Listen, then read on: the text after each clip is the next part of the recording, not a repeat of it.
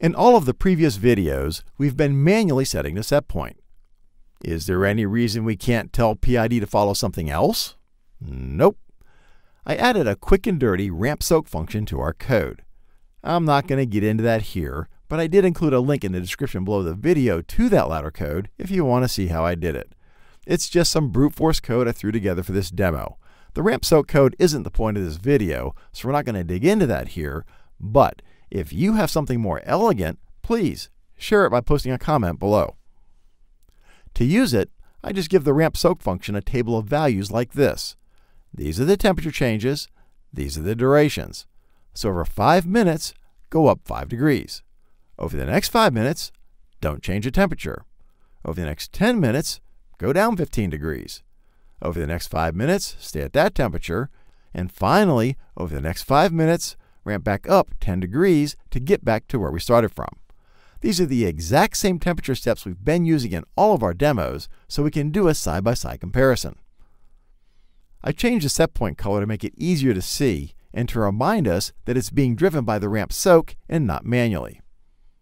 I'm going to switch to manual mode and start the ramp soak profile by enabling this bit. I'll fast forward through the 30 minutes, and we see the ramp soak profile, which will serve as our set point when we enable PID. The only difference between what we were doing before and what this does is before we were telling PID to go to the new temperature as fast as possible. Now we're telling it to follow this nice controlled ramp to get to each temperature. So the question is, will PID be able to track that profile, and if so, how well? These are the manual tuning PID coefficients. Those seem to give us the best response for this system, so let's see how they do. I'll switch to auto mode so PID can control the oven temperature, and I'll kick off ramp soak by enabling this bit. And I'll fast forward to the 30 minutes. Wow, look at that! PID tracked the ramp soak profile perfectly. Nice. Okay, let's do it again, but this time let's use the auto-tune PI coefficients. Those seem to give us the least effective tuning for this demo hardware. Now remember, different types of systems will react differently to different types of tunings. I'll enable the ramp soak and fast forward.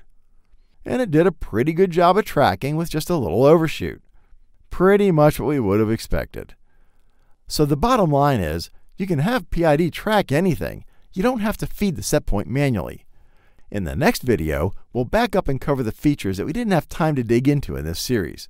There's a lot of really good stuff in that video, so be sure to check it out. Click here to see all of the videos in this series. Click here to learn about Automation Direct's free support options, and click here to subscribe to our YouTube channel so you'll be notified when we publish new videos.